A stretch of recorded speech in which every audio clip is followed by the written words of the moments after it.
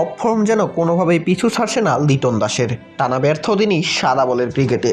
এর আগে ওয়ানডে দলে তার অন্তর্ভুক্তি নিয়েও প্রশ্ন উঠেছিল মিডিয়ায়। সোশ্যাল মিডিয়া থেকে নিউজ মিডিয়া, কোথাও কোনো জায়গায় আলোচনা কম হয়নি।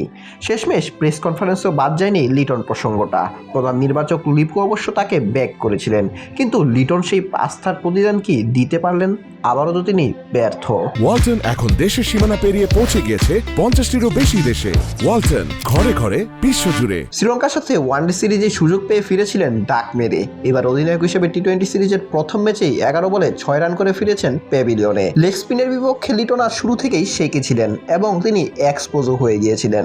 আর লঙ্কান টিপিক্যাল স্পিনার জেফ্রে ভেন্ডারসনের বলে এলবিডব্লিউ এর ফাঁদে পড়ে শেষমেশ আউটও হতে হয় তাকে। এর একটু আগে ওভারের তৃতীয় বলে ভেন্ডারসনের করা গুগলি তার ব্যাটে এবং প্যাডের মাঝখান দিয়ে বেরিয়ে যায়। ভাগ্যবশত সেইবার তিনি বেঁচে যান, কিন্তু সেই বেঁচে যাওয়াটাকে সুযোগ হিসেবে নিতে পারেনি বাংলাদেশের এই ব্যাটার।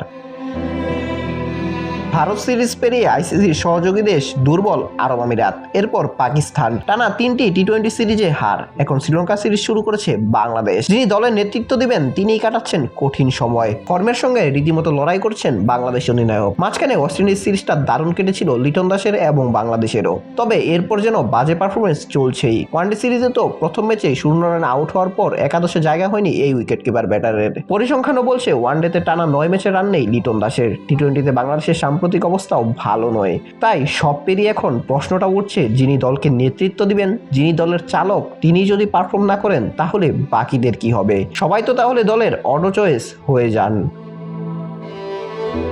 অঙ্কুর গমেশ, বিডি আর্কাইভ স্পোর্টস।